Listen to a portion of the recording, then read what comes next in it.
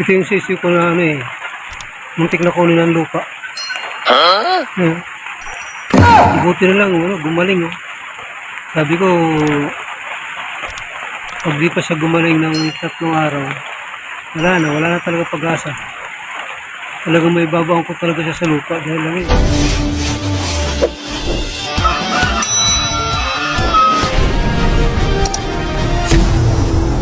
Ito yung sisiw ko na ano eh.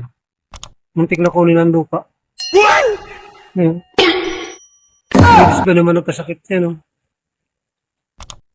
Para ko mamatay na eh. Dahil wala na, hindi na nakakatayo. Dapan-dapa na eh. Kaya talaga tumayo talagang ano na. Hindi na siya lumalakad. Naka ano na lang siya, nakadapa na lang din. Nakadapa na lang. Buti na lang, ano, gumaling oh.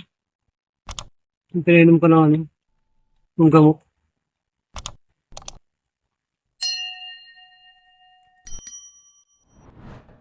Yan ang ano eh, natiklang ano talaga eh. Ngayon, tikmutikan na. Ngayon, tikmutikan ko na sa iyo. Sabi ko, pag di pa siya gumaling ng 3 araw, wala na talaga pag-asa. Maibabaw ko talaga siya sa lupa dahil wala na pag-asa ka ako. Hindi nga gumagalaw eh. Talagang naka ano lang eh, nakatukod na yung tukalit eh sa ano, sa kulungan. Bago ang kulungan na to, yung dati niyang kulungan na kawayan, yun ang dati siya doon nakalagay, na siya nagkasakit. Buti nga ngayon, gumaling na, kaya yung buntot pakataas na. Siguro hindi yung tumataas ang buntot, talagang ano eh, napanila yung buntot. Kasi bakala ko, di na, ano yan, di na babalik sa dati. 2 months pa lang yun, ha?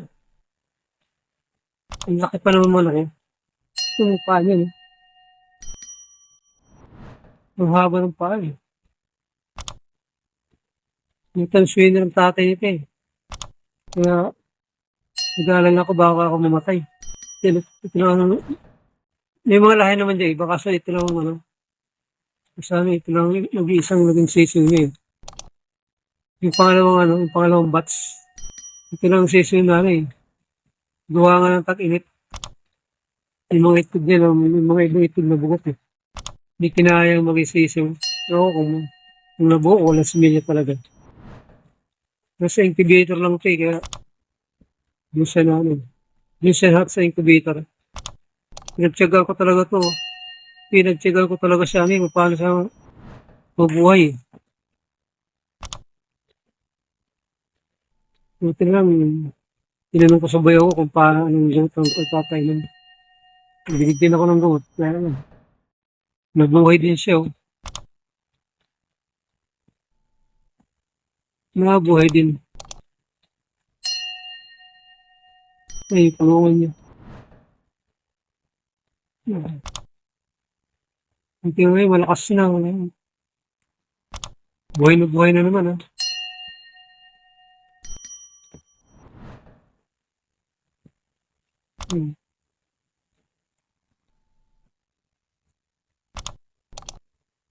Yung pagkain niya may halo na eh.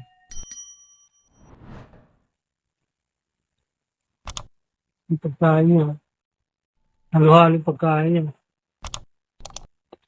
May hagibis. May at saka inerton pala. Yung pagkain pinaghalo-halo ko eh para ako lumakas ba. May hagibis, may inerton, may stadbuster. Eh. Para lumakas. Lumakas siya.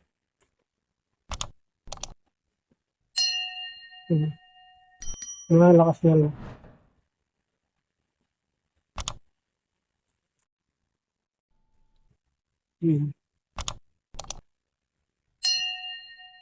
Malakas yan.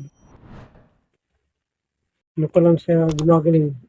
4 na araw pa lang ito. Yung iba? Ay, 5 araw pa lang ito. Wala nang gumaling siya. Wala nang gumaling siya pang 5 araw pa lang.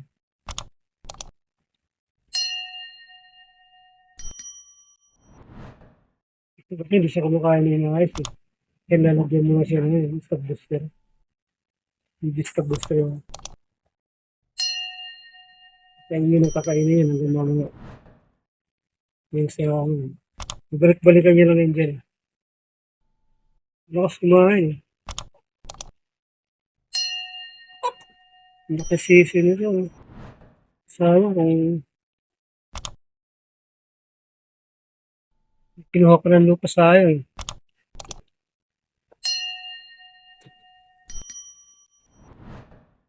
Dati ito hindi matangkad eh. Neutral lang ang size, pero siya tangkad eh. Wow.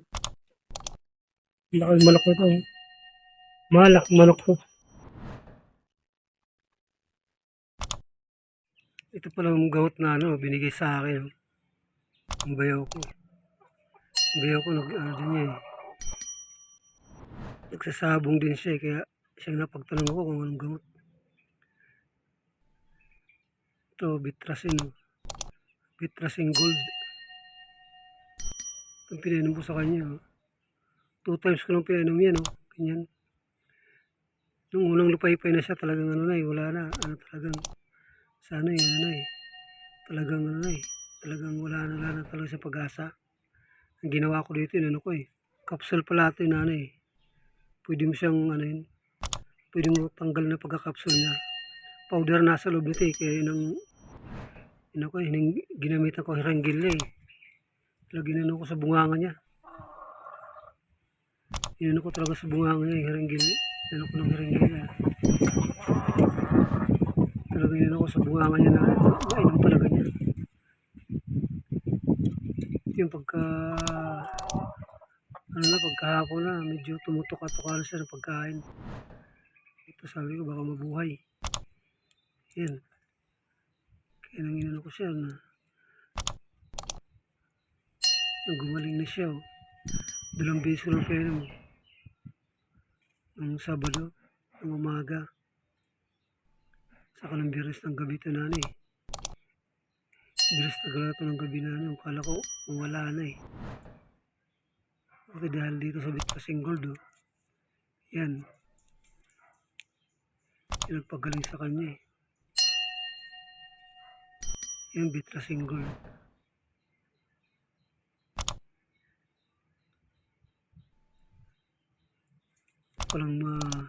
Ito palang mabisa para sa mga manok na ano eh. Dinadapo ng matinding sakit. Ito lang pala yung ano niya. Ito lang pala yung gamot niya. Bitrasin Gold lang pala ang katapat nila eh. Pag talaga yung may masakit na malala. Pag may sakit na malala, yung gamot lang na yan. Ito lang gamot na itong papaano sa kanila. Magtatanggal sa sakit nila. Yan. Lele talaga yung eh. Katawan niya. Buntot niya no. Lumaylay talagang ano eh. Tinabuhay pa.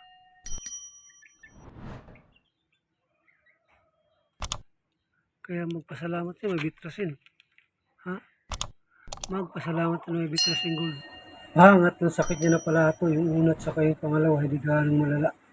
Ito, pinakamalala. Yan ang bumuhay sa'yo. Bitrasin Gold.